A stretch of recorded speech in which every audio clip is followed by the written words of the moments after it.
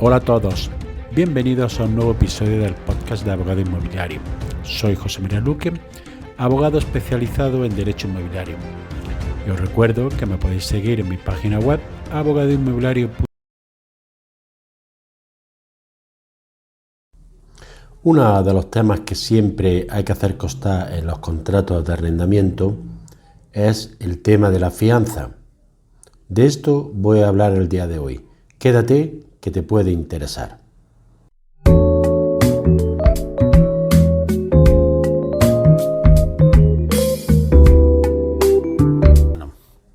Es una de las cuestiones que a veces da lugar a problemáticas en la redacción de contratos de arrendamiento, y es qué fianza debe de prestar el arrendatario.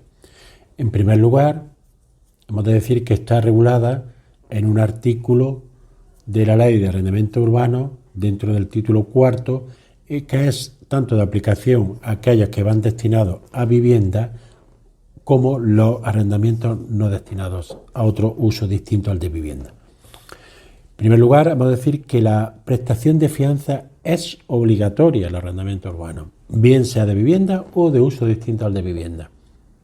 Establece el artículo 36 de la ley que a la celebración del contrato será obligatoria la exigencia y la prestación de fianza en metálico en cantidad equivalente a una mensualidad de renta en el arrendamiento de vivienda y 2 en el arrendamiento para uso distinto al de vivienda. Es decir, una renta de un mes o de 2 meses. En metálico se refiere, puede ser en dinero efectivo, pero también, y como ya aconsejo que se haga, es a través de una transferencia bancaria, para así que conste reflejado y que no haya ningún problema. En el caso de que estamos ante un contrato de vivienda habitual, la fianza durante los 5 primeros años de duración del contrato, o los 7 en caso que sea persona jurídica, no está sujeta a actualización. Eso sí, cada vez que se prorrogue el arrendamiento, el arrendador sí puede exigir que la fianza sea incrementada o el arrendatario que disminuye hasta hacerse igual a 1 o 2 mensualidades de la renta vigente, según proceda al tiempo de esa prórroga del contrato. ¿En qué cuantía se produce esa actualización? Una vez que haya pasado el periodo de 5 o 7 años que hemos mencionado anteriormente, pues será en lo que se haya estipulado por las partes. Que no hay pacto entre un pacto específico para esa actualización de la fianza, se aplicará lo mismo que se haya acordado sobre actualización de la renta. Se entiende que también es lo querido para la actualización de la fianza. El saldo de la fianza siempre debe ser restituido al arrendatario al final del arriendo. Y en caso de que no se haga así, una vez transcurrido un mes desde la entrega de las llaves, se devenga el interés legal hasta que se haga efectiva dicha restitución. Además, las partes pueden establecer una garantía adicional por el arrendamiento de sus obligaciones arrendaticias, adicional a la fianza que hemos mencionado. En caso que estemos ante arrendamientos de vivienda y en contratos de hasta 5 años o 7 años de duración, si se trata de personas físicas o jurídicas, el valor de esta garantía adicional no podrá exceder de 2 mensualidades de renta. Para los arrendamientos de uso distinto al de vivienda, la ley no establece nada para esta garantía adicional, por lo que rige la libertad de pacto entre las partes. Por último, la ley establece una excepción a la obligación de prestar fianza a la Administración General del Estado, de las comunidades autónomas, a las entidades que integran la administración local, organismos autónomos, entidades públicas empresariales y demás entes vinculados o dependientes de ellas, así como a las mutuas colaboradoras con la Seguridad Social en su función pública de colaboración en gestión de seguridad social, así como sus centros mancomunados cuando la renta ha de ser satisfecha con cargo a sus respectivos presupuestos. Como hemos observado, la ley de arrendamiento urbano limita bastante la posibilidad de establecer otras garantías para cobro del arrendamiento. De ahí que tengamos que tener en consideración bastante importante el inquilino al que le vamos a arrendar el bien inmueble. También recordar que existen otras figuras que se pueden aplicar para garantizar la renta, como son el avalista. En este caso, el avalista solo sería por la cuantía económica del contrato, o también cabe la posibilidad de contratar un seguro de rentas que cubra el caso de impago de las rentas por un periodo normalmente de una anualidad. Estos seguros, precio aproximado, suele rondar sobre una mensualidad de renta y garantizan aproximadamente un año del cobro de renta. Y así llegamos al final del episodio de hoy. Espero que te haya sido de utilidad para ampliar tu conocimiento en el ámbito inmobiliario. Si quieres que este podcast llegue a más personas, puedes compartir en tus redes el enlace del episodio o darle una valoración positiva en la aplicación que utilizas para escucharlo. Recuerda que me puedes seguir en abogadoinmobiliario.com. Gracias por escuchar, nos vemos en el siguiente episodio y que tengas un excelente día.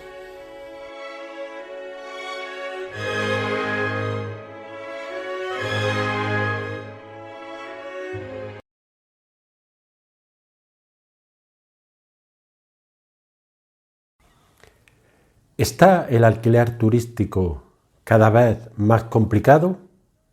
Quédate, que esto te puede interesar.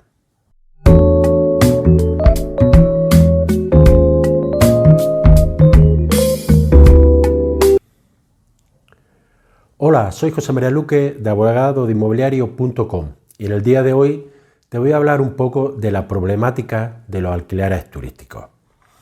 Hace unos días, la semana pasada en concreto, un cliente me hacía una consulta para comprar un apartamento con la finalidad de destinarlo a alquiler turístico.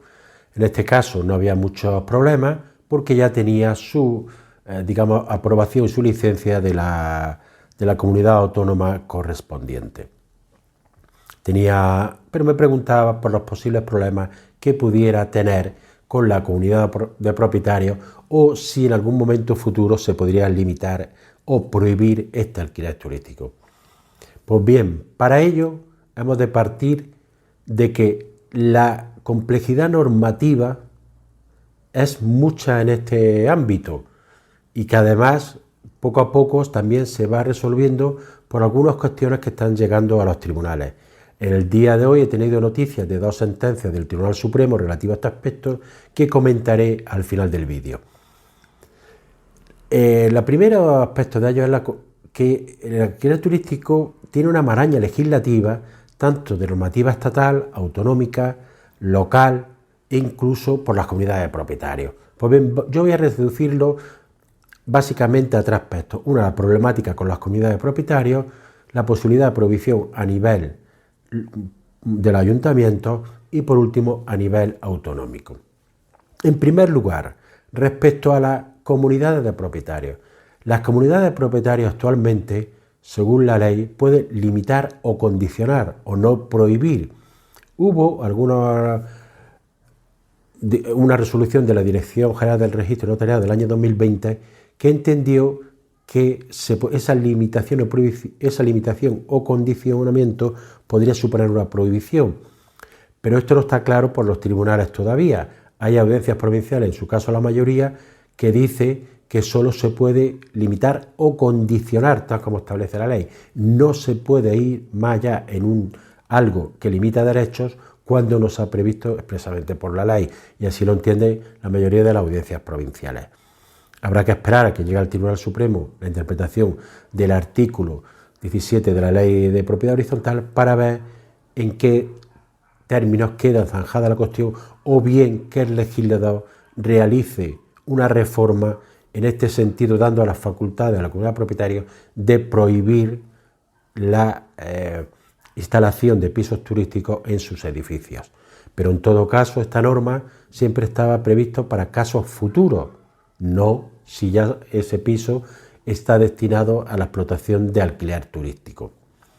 Además exige una mayoría de aprobación de 3/5 que representa a su vez los 3/5 de propiedad, y en caso de que se entendiera que es una prohibición habría que modificar los estatutos, por lo cual exigiría unanimidad, por lo cual con que un solo propietario, en este caso el que sea titular de ese bien que vaya a destinarse al alquiler turístico, sería imposible de realizar. Esto tiene relación con lo que voy a comentar con las sentencias estas del Tribunal Supremo que he tenido conocimiento hoy. El segundo de los aspectos es ámbito de ayuntamientos. Pues bien, los ayuntamientos sí pueden también limitar el establecimiento de nuevos pisos de alquiler turístico, sobre todo a través de las facultades que le prevé la ley en el ámbito de urbanismo y vivienda.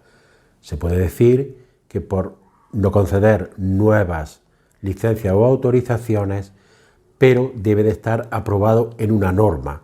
Lo que no se puede es, sin tener esa norma, limitar o condicionar cualquier persona que quiera destinar un piso a alquiler turístico, ya que los requisitos normalmente que deben de reunirse para destinar este piso a alquiler turístico es la normativa de turismo de las respectivas comunidades autónomas. Este es el tercer ámbito, el ámbito de las comunidades autónomas. Las comunidades autónomas tienen competencias en materia de vivienda y suelo, sobre todo en materia de suelo. En materia de vivienda están más compartidos, sobre todo en el ámbito municipal, que es el que tiene el núcleo fuerte de las competencias en materia de vivienda está en los ayuntamientos, pero las comunidades autónomas sí tienen las competencias exclusivas en materia de turismo. Bueno, compartidos con algunos aspectos en el ámbito estatal, pero quien va a decidir en cada comunidad autónoma, en cada territorio, es la comunidad autónoma los requisitos que tiene que cumplir una vivienda para que se le dé la autorización o qué requisitos debe cumplir para destinarla a alquiler turístico. Ya ha habido comunidades autónomas que han llegado a prohibir las nuevas viviendas de alquiler turístico. Incluso se ha recurrido a esta norma y ha sido ganada por los tribunales diciendo que tienen competencias para establecerlo, que el derecho de propiedad no es un derecho absoluto y que existen limitaciones y que se puede llegar a prohibir por la comunidad autónoma el establecimiento de nuevas viviendas de alquiler turístico, sin perjuicio de que haya otras normas que facultan a tanto ayuntamientos como a las comunidades de propietarios para que en algunos casos se puedan establecer limitaciones. Pues bien, toda esta maraña legislativa, sobre todo lo que crea es incertidumbre.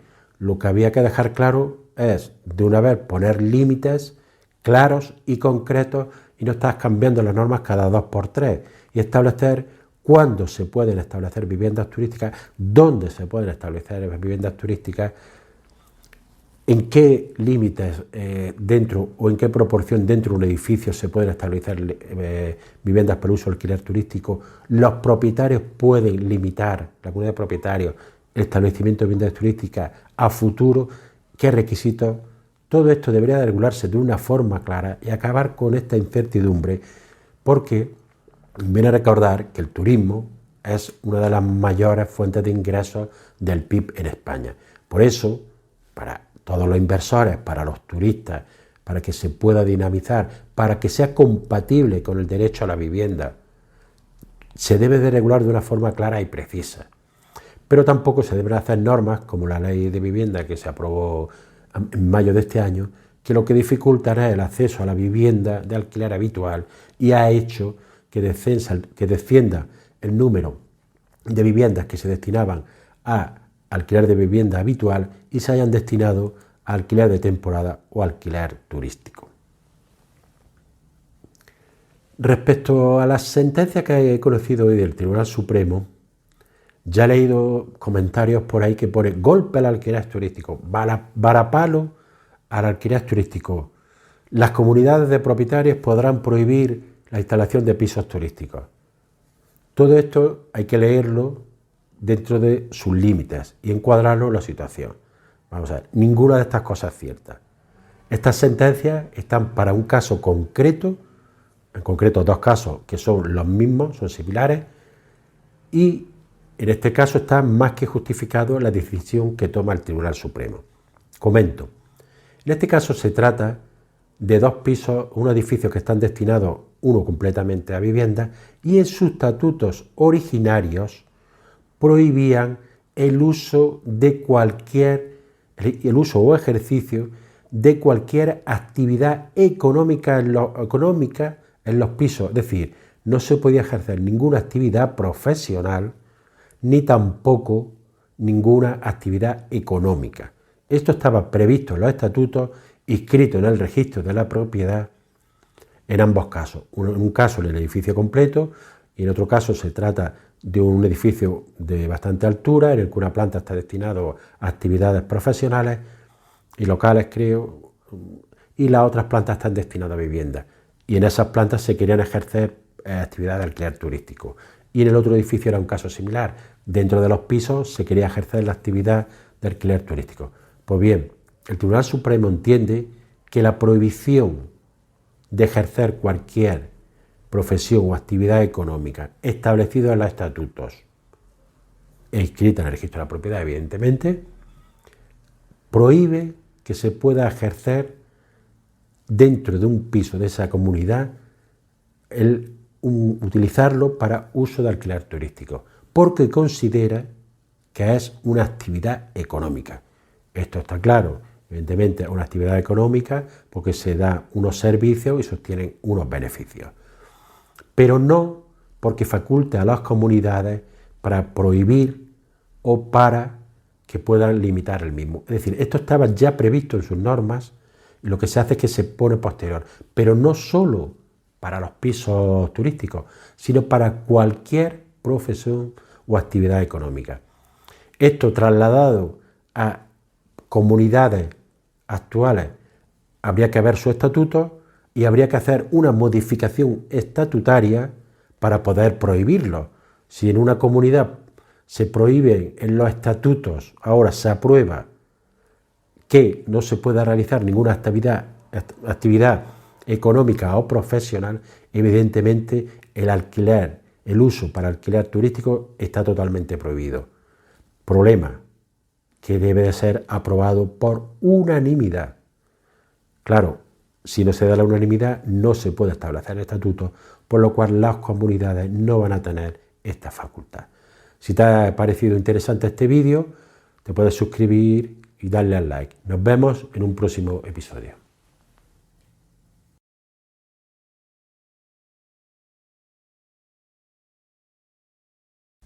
Extinción del contrato de arrendamiento de vivienda habitual y recuperación de la finca arrendada. Quédate, que esto puede ser de tu interés.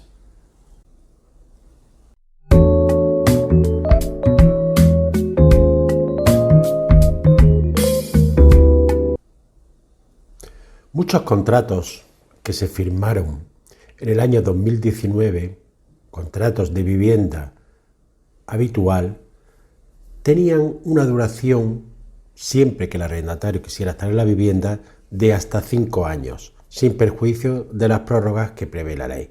En caso de persona jurídica o empresa, se alargaba este plazo a 7 años. ¿Qué sucede cuando estamos a punto de entrar en el año 2024, donde muchos de estos contratos que se firmaron en el año 2019 van a llegar a su finalización?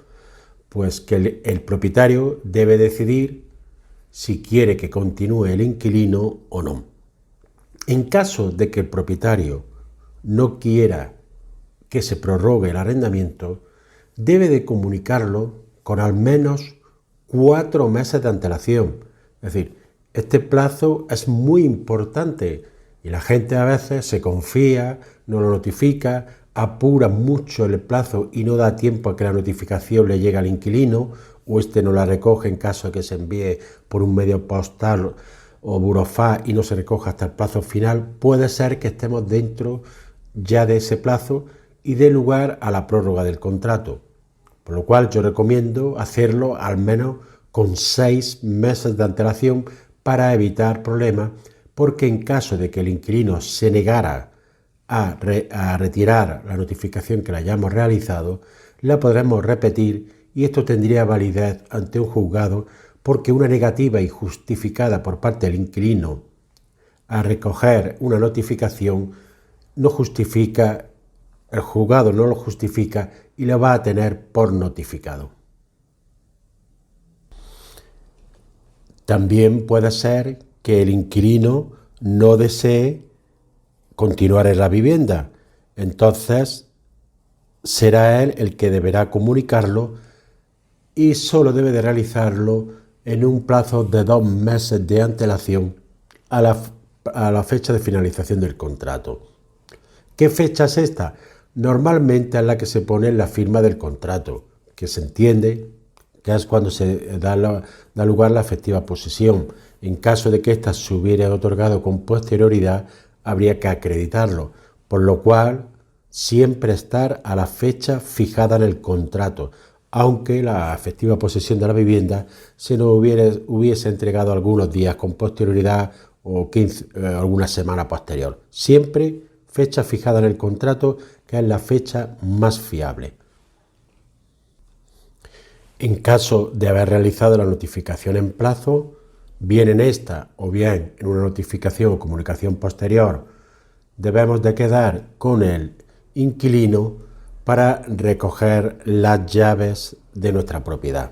En este momento, mi consejo es ir acompañado de otra persona y realizar fotografías sobre el estado de la vivienda, por si hubiera que aplicar la cantidad que tenemos recogida en concepto de fianza a reparaciones o a daños que se hubieran realizado en la vivienda que excedan de lo que es un normal uso de la misma, porque en este caso si es daños, mal estado, falta de limpieza o que un uso normal, no podemos aplicar la fianza a estos conceptos. Debe ser para daños y perjuicios que se ocasionen y que los haya causado el inquilino.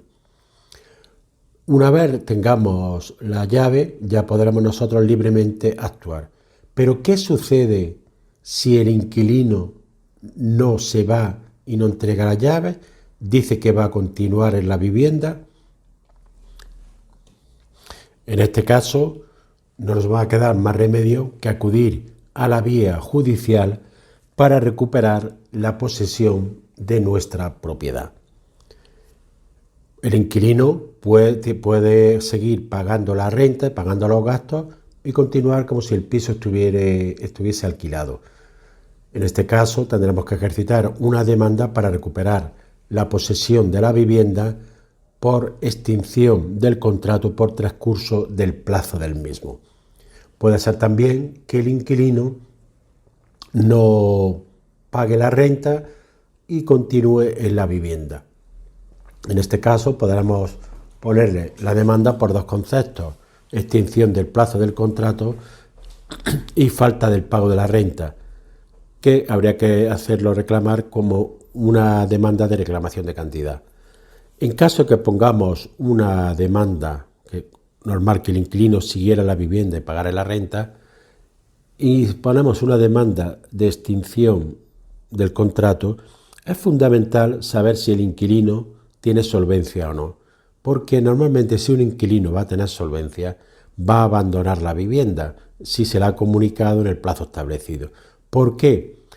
Porque al interponer la demanda, esta va a tener unos costes importantes, ya que una demanda de interposición para recuperar una posesión de un inmueble puede tener una cuantía importante, porque se puede incluso aplicar el valor de la vivienda como el valor de la demanda.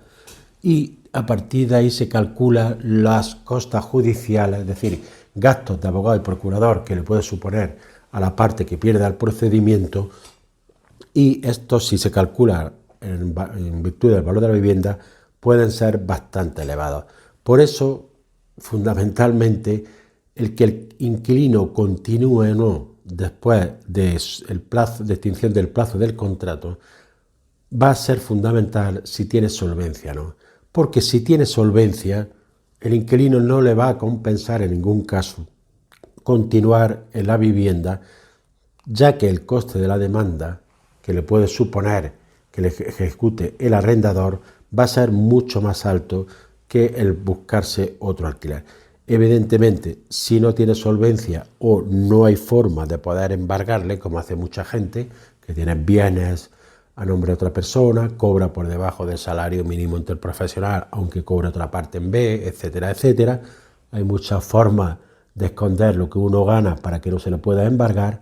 En este caso es cuando vamos a tener un problema, porque vamos a tardar aproximadamente depende la situación de los juzgados, la zona, pero lo normal es tardar cerca de 2 años en llevar a cabo la finalización del procedimiento, aunque hay sitios y juzgados en que a lo mejor en 6 meses, 8 meses se puede realizar el procedimiento, pero lo normal es que lo haríamos aproximadamente al menos al año.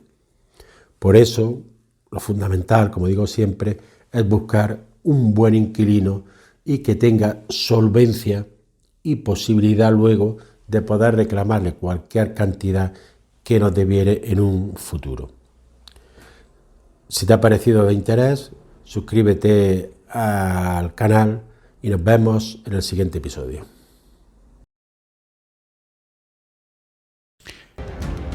Y así llegamos al final del episodio de hoy.